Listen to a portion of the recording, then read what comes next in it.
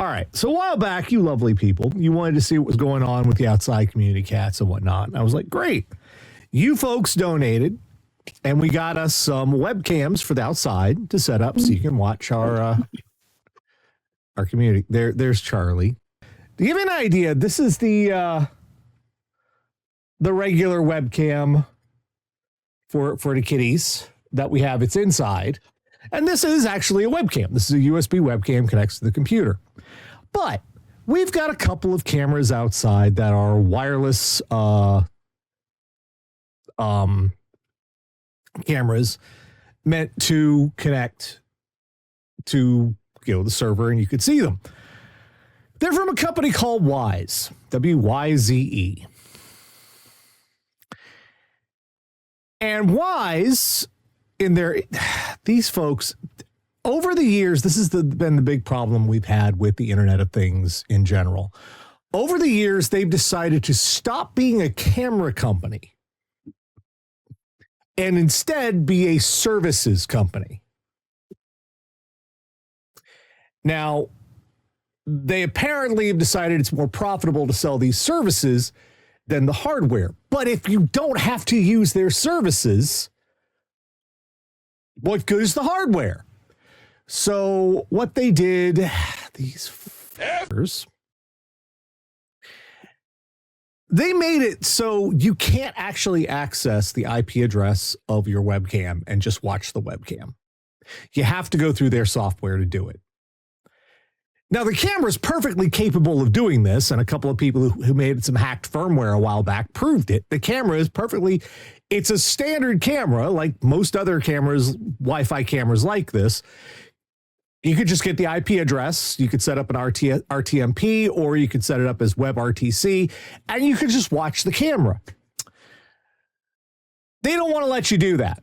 So they have been consistently, as time goes on, breaking the functionality of their own hardware to keep you from using it the way they've been breaking their own. Now, I had a workaround. Of course, is communication. Yeah, I had a workaround for this that was working quite well. We have something called Home Assistant. It is a server we've set up here for our own home automation. We don't have to go through anybody else's crap. We have our own server. I can turn on the thermostat. I can turn on the lights on and off I set it up all right there. Someone had written an open source program called the Wyze Bridge that would bridge the cameras over to your Home Assistant so you could just watch a camera with WebHTC. And WebHTC is very nice.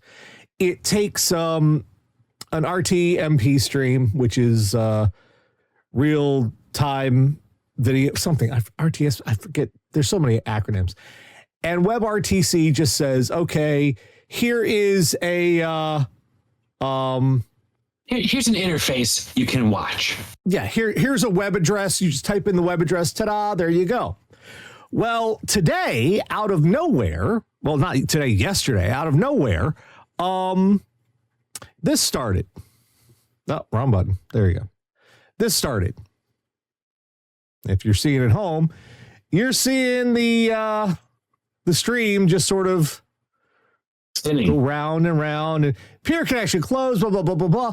What they did was they changed how, and you have to use their API because that's the workaround. You have to use their API and the web connection to use these cameras. Well, they changed it, and suddenly the bridge stopped working.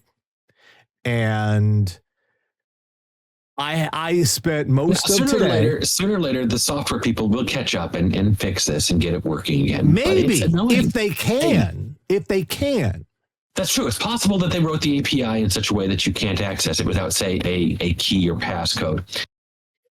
Today, I have been going around and around trying to find workarounds to this damn thing. I have people have been making their own forks of the software to maybe try to find a, and the workaround works for some people, but not for all people. It's a networking issue that they've caused that you can't connect to the camera properly anymore. long story short, this is fucking ridiculous. And I'm getting rid of them all.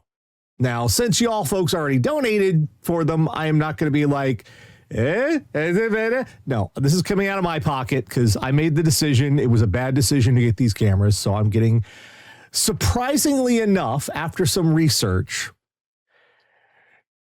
I never thought I'd say this. The company that has the best product for this purpose, for the money, is TP-Link.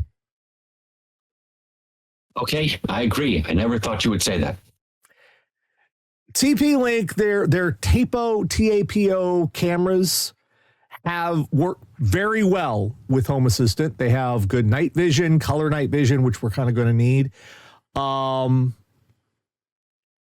And they don't, you can use their app, which Sarah's probably going to want to because she's going to want to watch it when she's not at home and whatnot, even though I guess I get Home Assistant work. But regardless, you can use their app, or there is tons of integration for Home Assistant, and TP-Link does not care. They have not been screwing with it.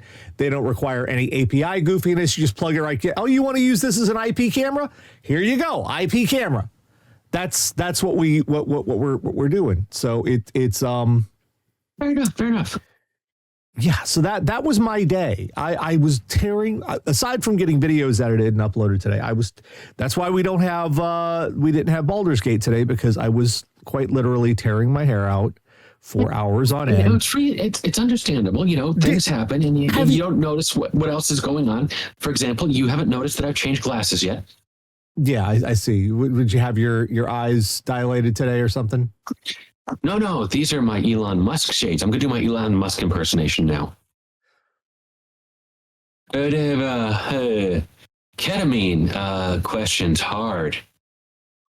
Yes. No, but today I was mainly, you ever seen those videos of the angry cockatoos yelling at their owners? I have not. But I get the concept. Are you going to put them on eBay? I'm going to try to. I'm not going to get a lot of money back for the cameras. I'll tell you that. They were cheap to begin with. Here's the frustrating thing. Wise cameras are cheap, and they do this in order to make you want to. And another reason I'm doing it is in about a month, not about a month, like a week or two, I would have to pay something like $60 for another year for the subscription for those cameras to use them across the Wise app. So Sarah can watch them. Yeah, it is. And for that same amount of money, I'm getting 3 new cameras from TP-Link because they're about $25 right now. So it's a little bit more, but yeah. So they are instead of Wise isn't getting any more money out of us. They have screwed up.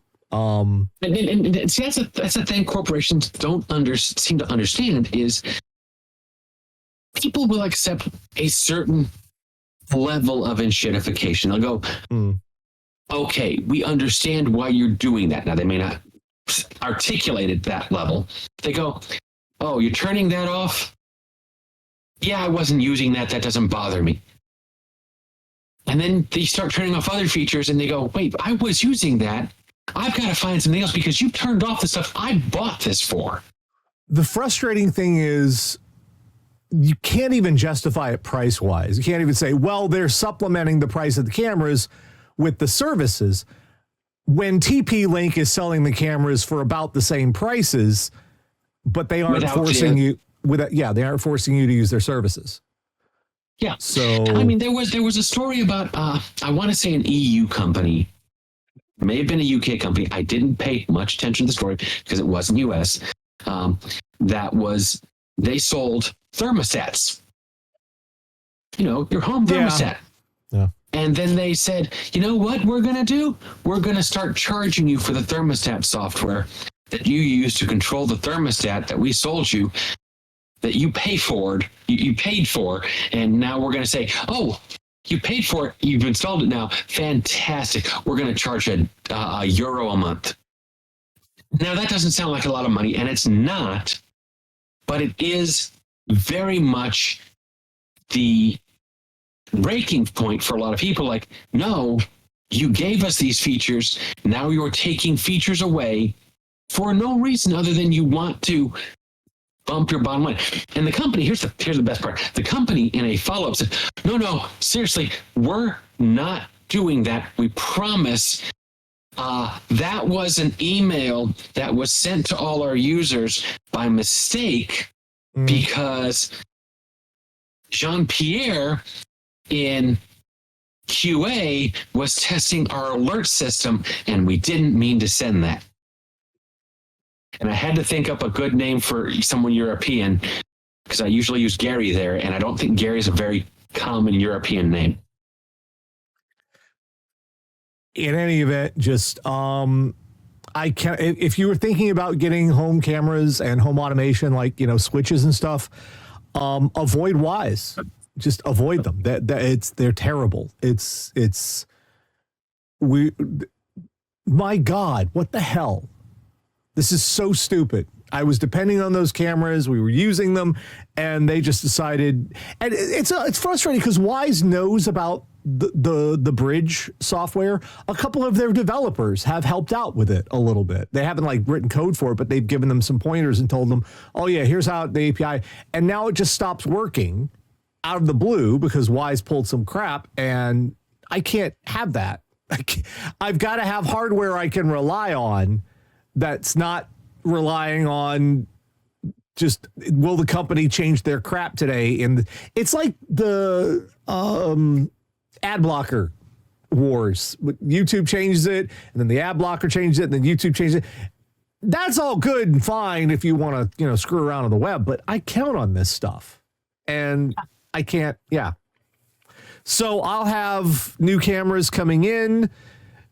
They look. I did some research on this. They look perfectly fine. They've got really good night vision, which is kind of essential. The only difference is they're not going to be motorized like the other cameras were, but we kind of just pointed those cameras in a specific spot and never moved them anyway. So, okay. It's one of those features that you weren't using, so you're not going to miss it. Yeah. I mean, I just got it because, it was a nice thing to have to be able to control it, but I don't need to do it. Every other feature, the be able to voice the microphone, turn on, I can talk to people outside. They can hear it on the camera outside, and the night vision and all the other features, they're the same. So that's perfectly fine. All right, let's talk about something that isn't perfectly fine. NVIDIA, we keep doing this. Around and around and around. And I will say, we keep doing this because they keep doing this. First of all, just a side note before we get into the main NVIDIA stuff. Buildzoid, who you should follow on YouTube, he's very technical, but he does get into a lot of the hardware and how it all works. Excuse me for a second. Yeah. I took a drink and then coughed. And this week, Buildzoid was presented with an RTX 5090 where one of the VRMs melted. That's not good. I mean, that's not good at all. I'm occasionally, as they say, fuzzy on the whole good bad thing. And that's not good. That's VRM, in case you're not aware, stands for voltage regulation module. They use quite a few of them on computer hardware, motherboards, video cards. They use quite a few of them. We were having the power connector melt. This is the voltage regulation module. But now I will say, to be fair, they could be directly related.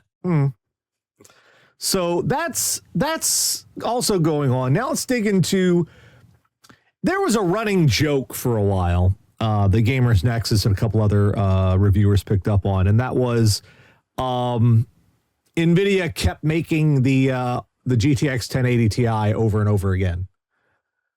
First it was the RTX 2080. They're like, congratulations, NVIDIA, you made the GTX 1080 Ti again, because it had the exact same performance. Well, now the running joke appears to be they keep making the RTX 4080 again because the 5070 Ti is out, and the consensus is it's out and unavailable. Oh yeah, that makes it even worse. The RTX 5070 Ti was released. Performance wise, it is about at the same level as the RTX 4080. Now, I read the article, I watched the video. Depending on the game, depending on the test, it got up to 20% better. Now, let me say something here. If 20% had been the low end of improvement, better than the 4070. Clarify, it's better than the 4070 Ti. 20% better, not 20% better than the 4080. Yes. Okay. If it had been 20% better, just for whatever they said, this is the card we're comparing it to as the baseline. If it had been 20% better at the low end, this would be a very different story we'd be talking about. We'd be going like, well, that's not bad. The issue here is the 5070 Ti has the same RAM and the same performance as the 4080, the RTX 4080. And considering at the end of its lifespan... And let's point out one other thing here. On a PCIe 5 bus versus a PCIe 4 bus. Well, they're not saturating the PCIe 5. Nobody's saturating it. So... but there should have been some performance increase based off that. Well, no, because it's just more bandwidth available. They're not saturating it. Even having all the bandwidth, if the card can't talk any faster across that bandwidth, it's just hollering down a hallway. The main issue here is it's the 4080 Super at the end of its lifespan, which you can't get them anymore. They stopped making them. No. The 4080 Super had allegedly an MSRP of $1,000. The 5070 Ti, the 5070 Ti has an MSRP allegedly of $750. So if you could actually go out and buy a 5070 Ti for $750, you'd be getting RTX 4080 performance for $250 less. That's not great because it's still $750. Yeah. But in comparison, it sounds like that's a deal. However,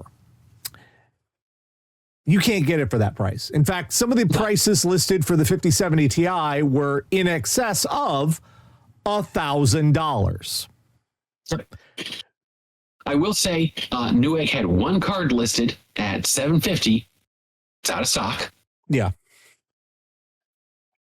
And that brings up the point. If you're going to replace the 4080 with the 5070 Ti, the same performance for the exact same price with only a little bit of power efficiency improvement, what's the fucking point?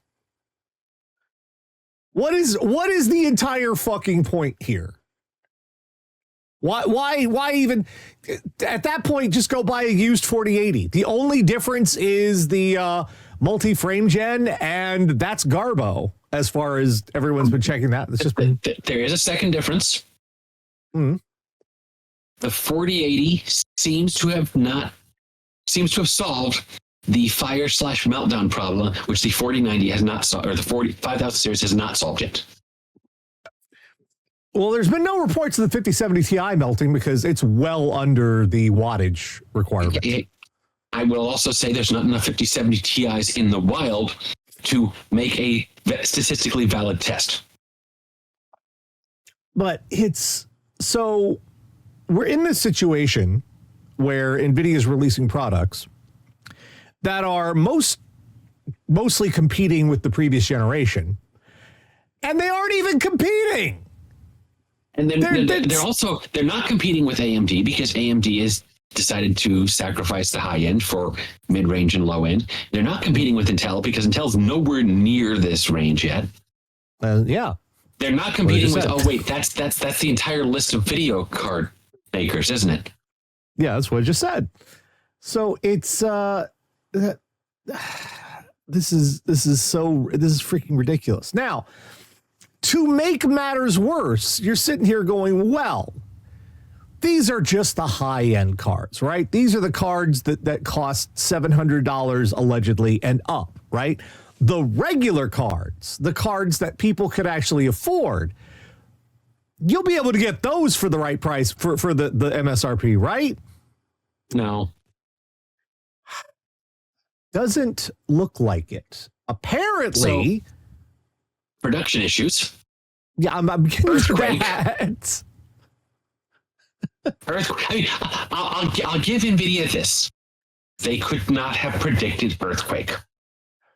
Well, it's not just, I don't think it's the earthquake. This goes back to last year when NVIDIA was getting Blackwell together for their AI accelerators. And Blackwell's the same architecture the RTX 50 series uses. And they were saying they were going to have to delay them because they were having power issues. But it seems like the other problem is yield. Yes. What we mean by yield is the process of making chips is you take these great big silicon wafers that are pre-prepared. You send them through a machine where they get etched with various processes that actually put the transistors into the silicon. Now, you never get a failure rate. Yeah, the failure rate, depending on how you make them, the design, the lithography, which is the smallness, that's the word I'm using, the smallness of the etching into the silicon, depending on all those factors, how that's going to determine how many of those chips, when they come out the other end, are actually functioning, are viable chips. And so, speaking of lithography, one of the things that affects lithography, of course, is the maturity of the technology. The lithographies make basically bigger chips that are not as efficient, not as powerful necessarily, not as many transistors, but you get a lot more out of it. You get more success rate. And newer lithographies, smaller and smaller transistors, smaller and smaller chips, but there's often problems. Now, what's happening is the RTX 50 series, considering the lack of availability, considering the fact that some of the board partners were saying that NVIDIA was only just getting the chips to them within like a week or two of shipping date, which is incredibly cutting it close. Yes, that is stupidly cutting close because they got to take the chips they get from NVIDIA and put them on the boards. Mm-hmm. And that is not a trivial process. It is not as simple as me plugging in a power strip. No. But so what it's pointing to, what it's looking like is the RTX 50 series, the yields might be really bad. That means they're not able to, when they put this chips through the machine, what comes out on the other end, a good yield would be something like 80%, 90%. That's a good yield. An okay yield is somewhere 60, 70%. It's not great. You're losing a lot of silicon. But what you can do in that instance is if some of them don't measure up entirely, you could just shut off the parts that don't work and sell them as lower end products. Yeah. But when you start getting to the 40% yields and the 30% yields, that's when you're not making enough products to actually sell to people. And those chips are not cheap. Sending them through the machines is not cheap. And I'll be honest with you, I don't know what, if any, sort of recycling process you can have. You go, okay, these are complete failures. Can we melt the silicon down and redo it? I would assume so. It takes a while to, by the time that's going to take it's as good as throwing it away at that point. Because you're sending it through recycling, that's going to take months before those products are available to be in a functional state again. But yeah, this is not good for NVIDIA. It's good for everybody else. Everything is really right. Okay. Let's correct that, Nish. It's good for NVIDIA's competitors. It's not good for everyone else out here in the world who might go, you know what, I'd like a new video card. It depends. We're going to have to see how well the RX 9070 XT from AMD works and what the price point is. And if those two are good, and NVIDIA can't actually put product on shelves, and NVIDIA also did something when the 40 series came out, they had overproduced the 30 series cards. So when the 40 series cards came out and they were just like, well, these are too expensive and or these are kind of meh, the 30 series were still available. So people went, I'll just get a 30 series card. It's right there and it's cheaper and I'll get that. So NVIDIA learned their lesson this time. They cut production of the 40 series months ago. That's why all the stock of the RTX 40 series cards are drying up. They stopped making them. They did this in order to stop competing with themselves. It's like you have no choice but to buy the 50 series because you can't get a 40 series card.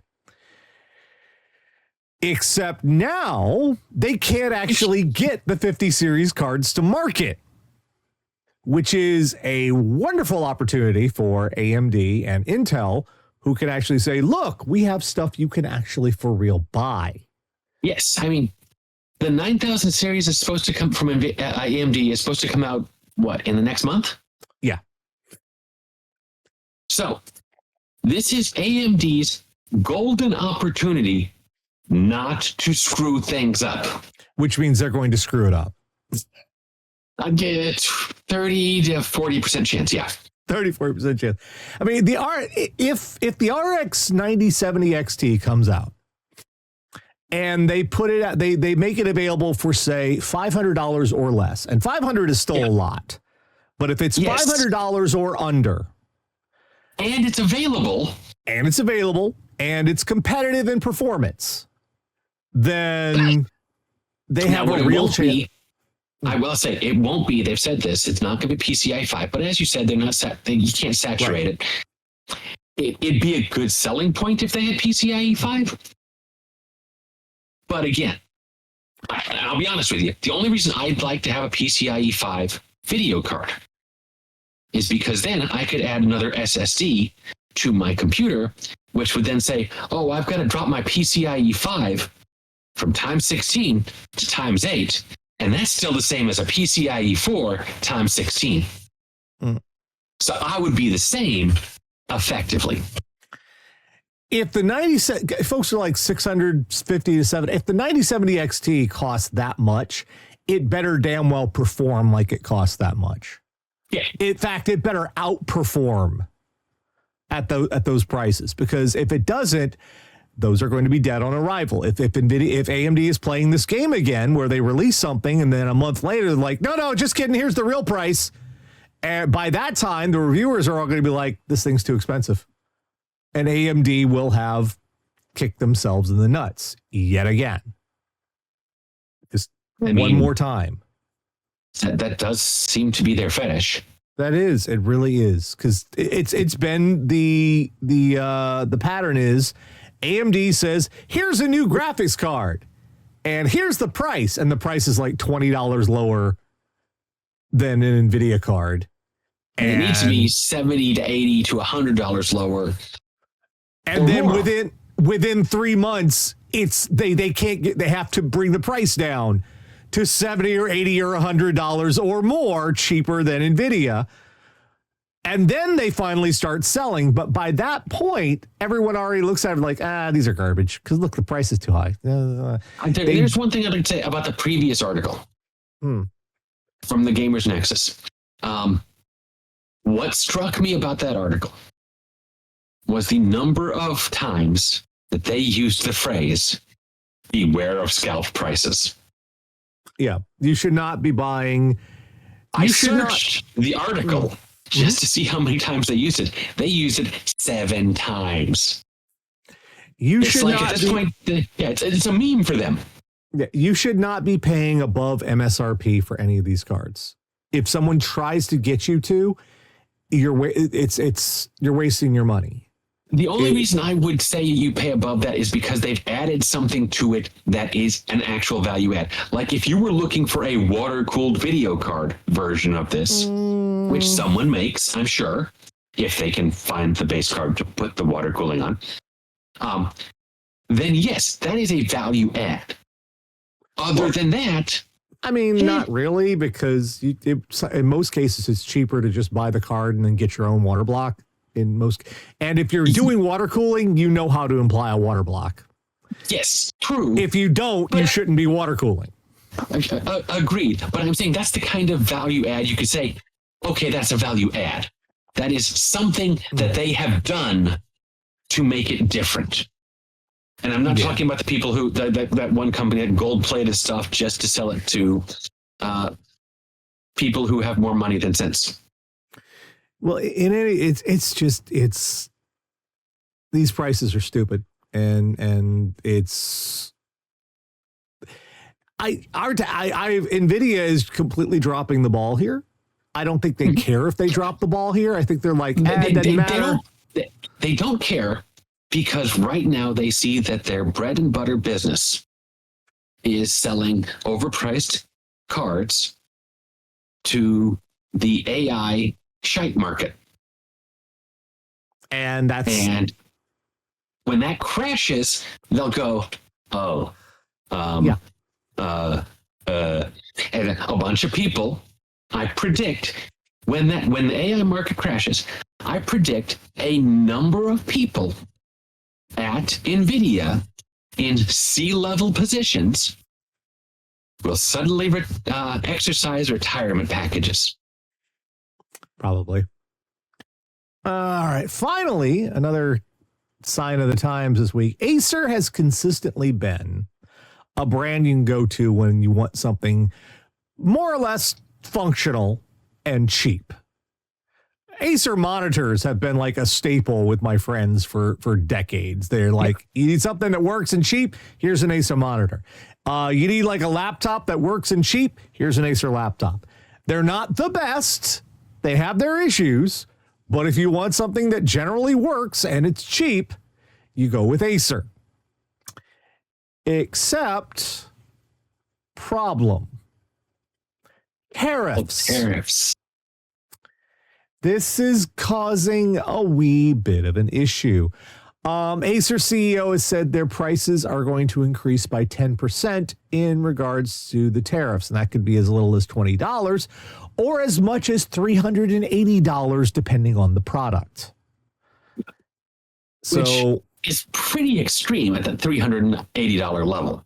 That's going to be for like their gaming laptops. That would bump a gaming laptop from $3,800 over $4,000. And that changes $4,200. One of the weird things we're going to see with a lot of this tariff nonsense is the psychological effect of, well, it's only $3,800. Ooh, it's $4,000. That there's that stupid, your brain's not realizing it's only $200 difference. And I know $200 is a lot of money. 400 in this case, but yes. Yeah, I know it's a lot of money, but it absolutely is a psychological thing. It's why people will pay $9.95 for something, but if it's $11, they go, "Ooh, that's a bit pricey." Right.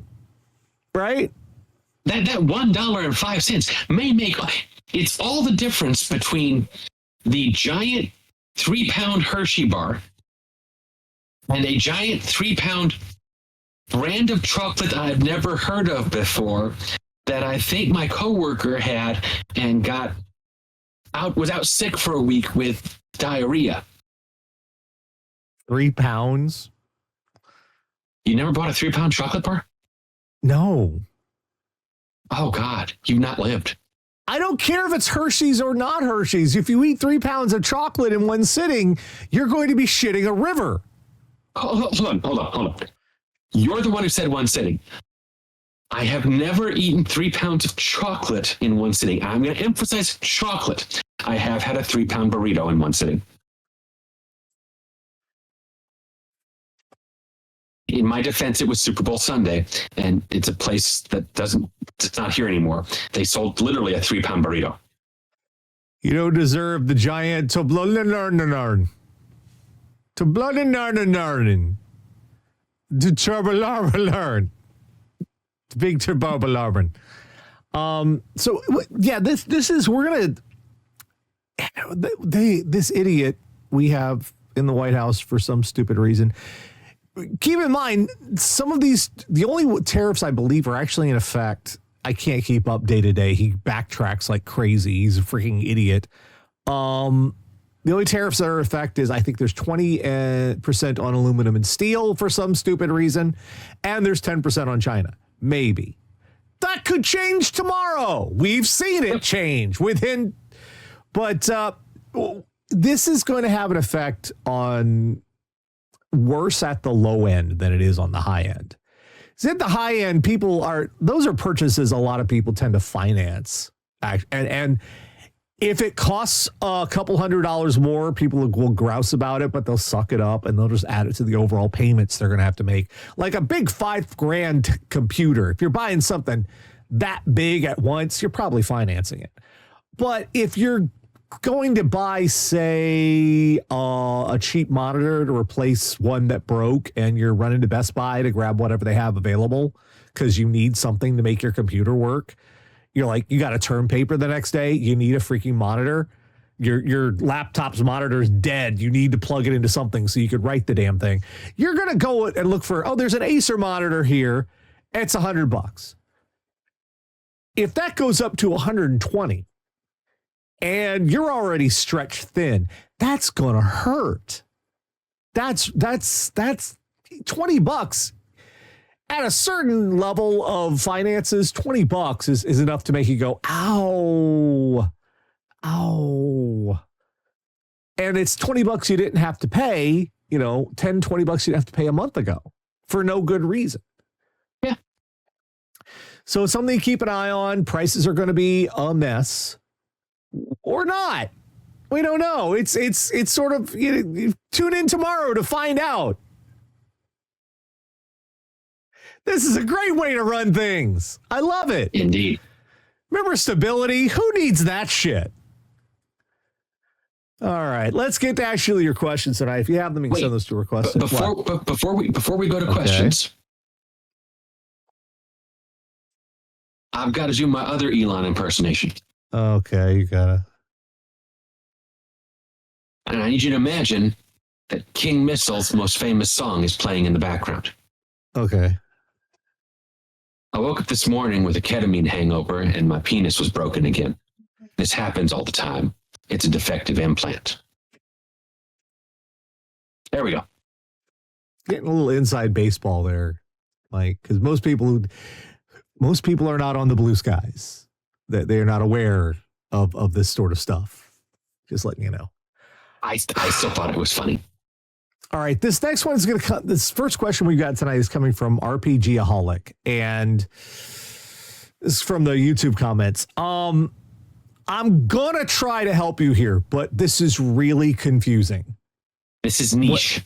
Well, it's not a matter of niche. It's a matter of however you've written this, it doesn't make sense. I know how this stuff works, and what you've written makes no sense. I feel like the guy in Happy Gilmore. May God have mercy on your soul. See if you can follow along at home. I'm not trying to shame the guy, but all right. I'm having an issue. I'm dealing with running computer audio through a soundboard for a small group. The left main output goes from the speakers for the main audience. Okay. Goes to the speakers of the main audience, and the right main output goes to a second set of speakers for the overflow, but the amplifier for the overflow died, and we haven't replaced it yet. All right. That's straightforward so far. Not sure if it's relevant. Stereo video sounds weird as sometimes the audio drops out in part or in full. All right. I'm not sure how that relates to the outputs. I don't have access to all the wiring, so I could put the left main and right main into just those. All right, there's where you're confusing me. You're talking about outputs, but you're talking about plugging into outputs. That's bad. Don't do that. Don't plug input connections into an output connection on a mixing board. What's going on here? I know I could use a video converter to force the videos into mono instead of stereo, but I'd have to be doing that for every video whenever we show a video with audio. Okay, I'm not sure where the stereo part came in. I'm hoping there's a physical cord solution so that in the near term, I can plug into the left or right output. There you go again. You're killing me here. You don't. Okay. All right. What your question is saying here, and I'm looking at the board you have. It's a PV 2002 16RQ. It's a pretty large semi-professional board. What you're saying is you're talking about plugging inputs into outputs. And I'm very confused because that's not how that works. Let me show you folks at home so you kind of understand what we're talking about here. This is the mixer in question. This is a very large 16-channel mixer. And here are the outputs. Those you plug speakers into or another device that will take that signal and record it. You do not plug inputs into those. So I don't know what this question is all about. So I'm not 100% sure that's what he's saying. I think he's saying, what can I connect rather to this output to make it go where I need it to because I don't have an amplifier anymore, but I'm not 100% sure. I'm not either. This is very confusing. All right. I think what you're asking here. Now, what part of the problem here is if they've separated the outputs to two different sets of speakers, you're already in mono. You have to be, because otherwise those one sets of speakers is only doing the left channel. That's the main for the main audience. You're only getting the left channel. And that other set of speakers that's going to that amplifier that's not working anymore is only the right channel. So already that could be weird anyway. You'd have potentially weird audio artifacts going on. So already your setup's goofy. Whoever set this up like that, that's goofy. What you need to be doing is you need stereo outputs. And the way to do that is you get a connector that will take both of these. These are each mono outputs. You need a connector that will take two 1/4 mono outputs and bring them together into a 1/4 stereo output. From there, you can put a splitter onto it, a stereo splitter. And that's a 1/4 stereo to two stereo outputs. And that way you would have two different sets of speakers able to receive stereo output from these connectors. And that sort of, that's a TRS connection, stereo to mono. You can get that for like $10 or less, depending on brand and whatever. If you're in a pinch, you can run down to Guitar Center and they'll have it for you. Yeah, absolutely. Well, 90% chance they'll have it. 10% chance someone else came in half an hour before you and bought the last one they had, and they'll say, well, get it on order for you.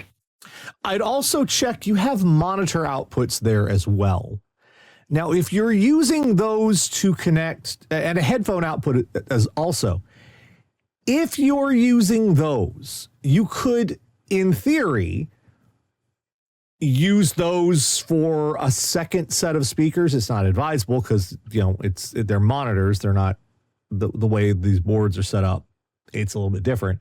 You also have a headphone output, which could also be good if you're trying to record from the board into your computer. I think that's what you're doing. Again, the question's a little messy here. But if you're trying to record to your computer, plugging into the headphone output might be a better option. There is a separate headphone volume control separate from the rest of the board, which, while it is a headphone output, it is amplified. you do have control over it, and it's audio separate from the rest of the output from the board. That way you can modulate it better for recording into your computer than just whatever's coming out of the full 16 channel mixing board. RPGaholic, please try to write back and clarify this, because this was, you hurt me deeply in my chest. I think I'm bleeding trying to just, damn, son.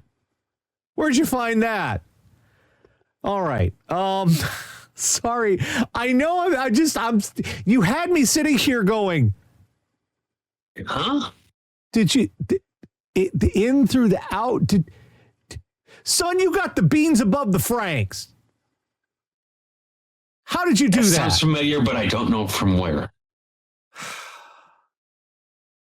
Anyway. That sounds like a foghorn leghorn saying. I'm going to be honest with you, Nash. It's not. It's really not. All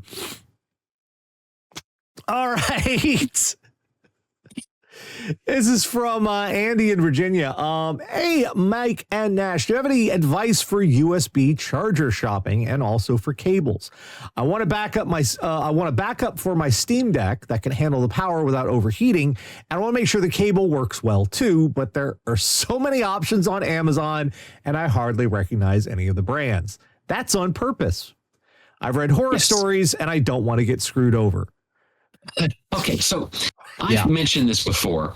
There's this whole thing on Amazon where a number of companies will change their company name every couple months, and they reach into a bag of Scrabble tiles and they pull out 7 letters and they go, oh, there's no vowels there. Let me grab for another vowel. Okay, and that's our company name, and that's what we're going to change to because we've gotten so many bad reviews under previous company name. And Amazon doesn't go, that's the same address as the company that has 9,000 bad ratings.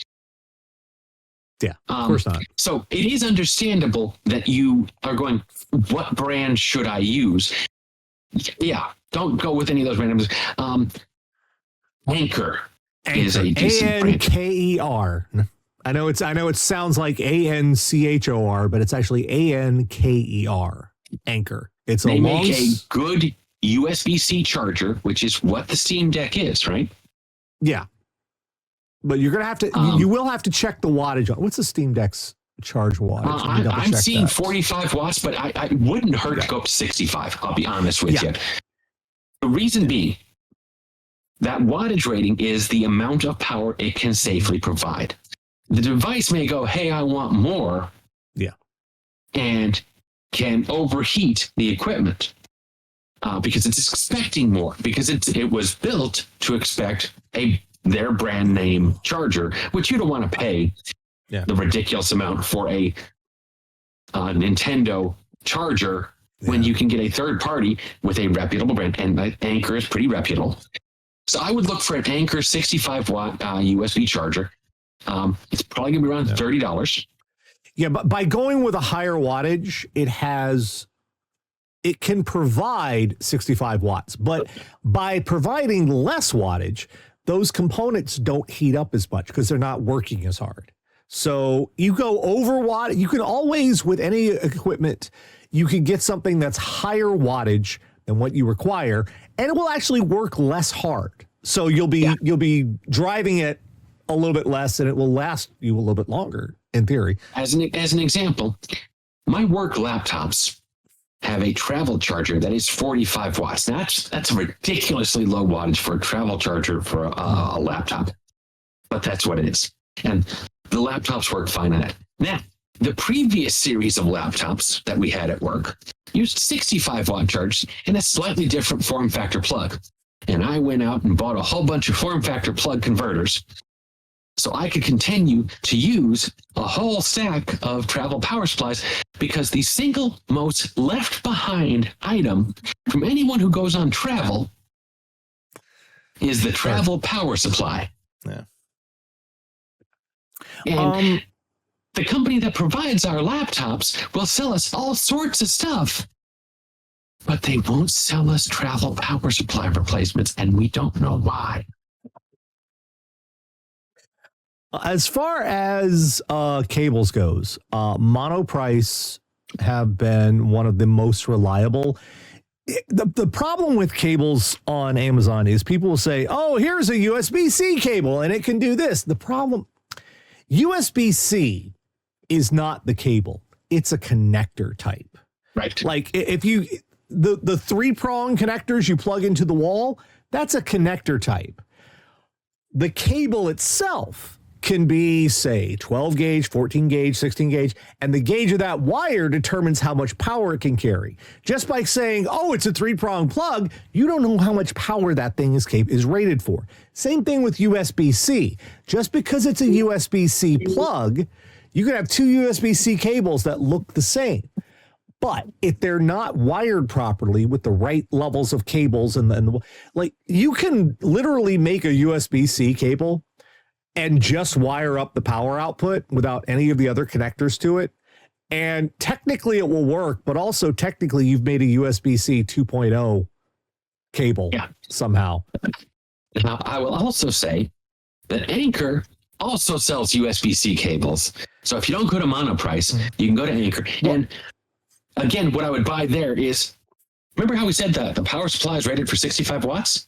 Make sure your cable in the listing is rated for at least 65 watts. I would recommend Monoprice at least whenever you can, specifically because Monoprice has a good website of their own, and it's slightly cheaper to use their website and not use Amazon's.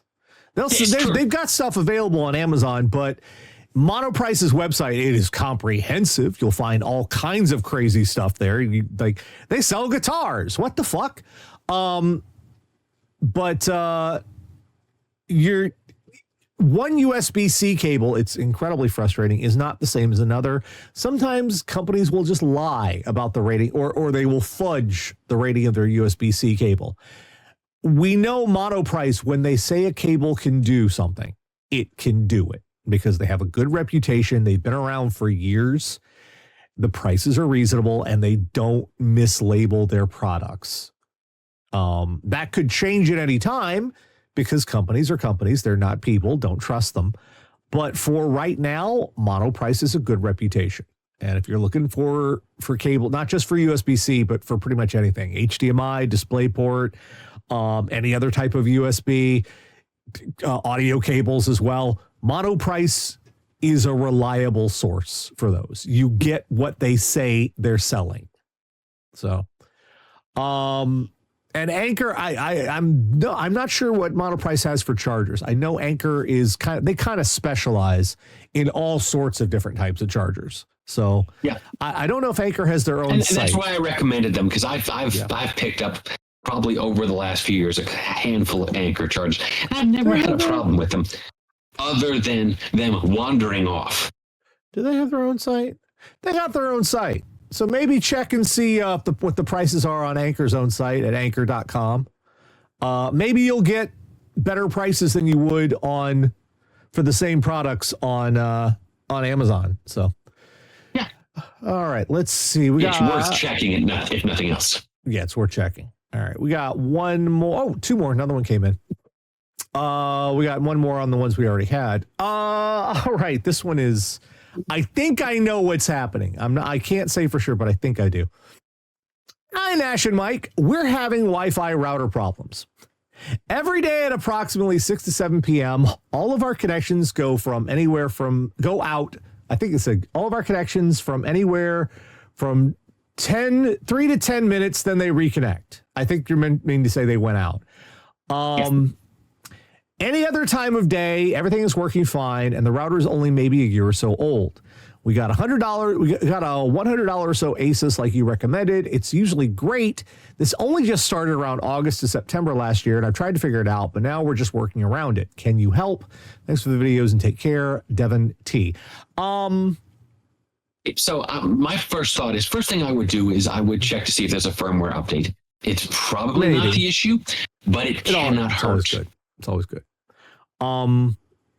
I swear to God, if it's something this simple, but the first thing I thought was, because it's the same time every day, because it's between 6 and 7 p.m., and because it's only a few minutes at a time, What do you want to bet their neighbor's running a microwave? That wouldn't surprise me. And the frequencies that a microwave emits can interfere, especially older microwaves, which may not have as good as shielding. Or a new one that's got crappy shielding. Fair enough. First thing I would check after the firmware update is if you move your router 10 feet down the hall away from, say, a common wall that you're sharing with a neighbor, which may not be applicable. You may have a standalone house. Yeah. In which case, are you microwaving something at between 6 and 7 every day? Does it still happen? That's a possibility. Now, there are some issues where, some models of devices start having, I don't know if buffer is the right name here, but they start having memory issues. I had, back when I lived in South Carolina many years ago, a TP-Link switch that every 90 seconds would go, nah. I can't believe I'm willingly buying TP-Link hardware. What has the world come to? Yeah, and that is what turned me off of TP-Link that many years ago. Now, it turned, when we moved the computer connection over one port on that TP-Link, by the way, everything started from, so it was with the one port, and then the building got struck by lightning, and we'd move it over another port. And I'm not joking there. We're literally sitting in the living room going, that's a thunderstorm. That sounds like it's getting pretty, boom. I'm going to unplug everything except the fridge because I can't reach behind the fridge. You didn't know you had access to a switch. You could have switched it off at the breaker. So this was Cornell Arms. I'm not sure we had breakers in the apartments. Keep in mind that our cable in that building was not coaxial. We had cable, but it was some weird thing that converted to coaxial in the closet and then came out. Another way to get around this without having to move the router is changing the channel. The Wi-Fi runs on a channel, I think it's anywhere from 2 to 11. Normally it's set to auto, but you'd have to go into the ASUS firmware, and let me see if I can find out where exactly it is, because I've got the same thing. I don't want to change settings here while we're live, because that would make everything reset, and whoopsie doodle. That would be bad. All right, I've got it. They haven't changed the interface for a while, so that's good. Let me go. I think it's under advanced settings, wireless, and there it is. Yeah. All right. I'm not going to put it on my screen because you don't need to see the details of my router. But if you go to advanced settings, wireless, under general, and you scroll down, there is you're looking for something that says control channel. And normally that's set to auto. You're going to set it to a definitive number. And if you set that to a specific number and you still have the trouble, set it to a different number and keep doing that until you hit a channel that's not being interfered with. You might want to try high and then go work your way back down. Also note, if you have a 5 gigahertz router, make sure you do it on the 2.4 gigahertz band, because there's a switch here that will switch it from 2.4 gigahertz to 5 gigahertz. Do it on both bands. So make sure both bands have their own definitive channel. That is a way that does help sometimes with getting around interference from outside stuff, because something will hit that one particular channel, but the other channels are fine. It's kind of like your old TV. You'd have one channel that would be screwed up by a certain signal, but the other channels are all fine. That's because of wavelengths and bandwidth. And you get the wrong thing on the wrong wavelength, and it consumes your bandwidth, and that's interference. It's just like, and nothing works. So hopefully that'll take care of it for you, Devin. If not, try moving stuff. That's very. Oh, and also, does it happen? Another thing to check is, does it happen to your wired connections? Indeed. If you plug in an actual coax cable, not coax cable, Ethernet cable, and connect it to one of your devices, if that one is also having problems when it's happening, you have bigger issues. Write us back about that. That's not Wi-Fi at that point. That's that not is something Wi-Fi. wrong with the router, or with the modem, because the router may be completely fine at that point. It's the modem going 6 o'clock. Now we're rebooting. Yeah, that might be something with your ISP. Yeah. All right. This last one is from Brandon, just came in. It says, "Hey, Nash and Mike, my mother was recently bombarded by Yahoo Mail announcing AI tools and not giving her an option to opt out, and is getting frustrated by it. I'm looking into an email provider, paid email provider, but with Proton going all in on their own AI and going MAGA, I'm trying to find a viable alternative. I've heard good things about Fastmail, and a few people would recommend companies I've heard like Tuta or StartMail. Just wondering if you had any suggestions on what a good option would be. Thanks, Brandon. Fastmails, I've heard good things too. I don't know about Tuta or SmartMail. Mainly, I've heard about Fastmail because people are going, "Ew, Proton, what do we got?" And other people bring up Fastmail. Yeah, it's the paid. I hate the fact that we have to go to paid services. I mean, my email is running. I run off my own server, but I've got my own IP address. I've got my own setup. That's not viable for most folks. Once upon a time, it was. People would get their own domain name and their own server, and they'd set up their own email for themselves. It's great. Now people are like, "What's a web page? Is it an app? Do I have an app?" The apps are. But all your apps are web pages. That's how that works. An app is a web page. But that is honestly the cheapest option if you feel like it. Going through a service that will give you make your own web page. You can set up an email service there, and you're in control. You have complete control over your email setup, however you want to do it. Encryption, all the rest of it. As long as everybody has the login information, they can connect to it through anything like Outlook or any other email client. And there's web readers for those available as well. That's the safest method of doing it. But if you want to fall back on something where you don't feel comfortable doing all that crap yourself, and a lot of people don't these days, Fastmail is not a bad idea. I haven't heard of Tuta or StartMail. They're on my radar.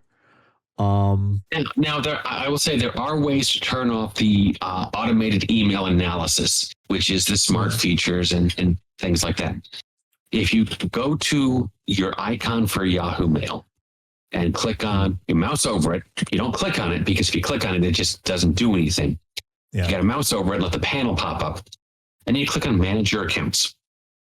And then you go to Privacy Controls, and you can start turning stuff off. Yeah.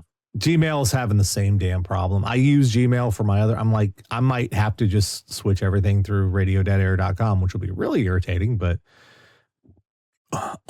it's farts. I hate this. God, I can't wait for this bubble to pop. I cannot wait. It's such a pain in the ass. I don't have any experience with it myself, again, because I've been doing it myself for so long, but I've heard people say good things about Fastmail. It's the best I can tell you, honestly. These days, the best self-defense about all this stuff is just rolling your own. And that's, I've got my own email server, and that's what I use for requests and everything. Hey, speaking of, if you have tech questions for us, you can send those to requests at radio.air.com, and we'll do our best to help you out with it. Also, you could put the questions in the comments of the YouTube. You watch this on YouTube, put the comments there, and I will pick those up as well. RPGaholic, again, apologies. Just I think I answered what you were looking for. If not, please write back. That was a little bit got me going. What the hell? that hurt me. All right, folks. We'll be back next week around 9 p.m. Eastern. Next Saturday. We'll see you then. For Mike and myself, take care. Have yourselves a good week. Good night.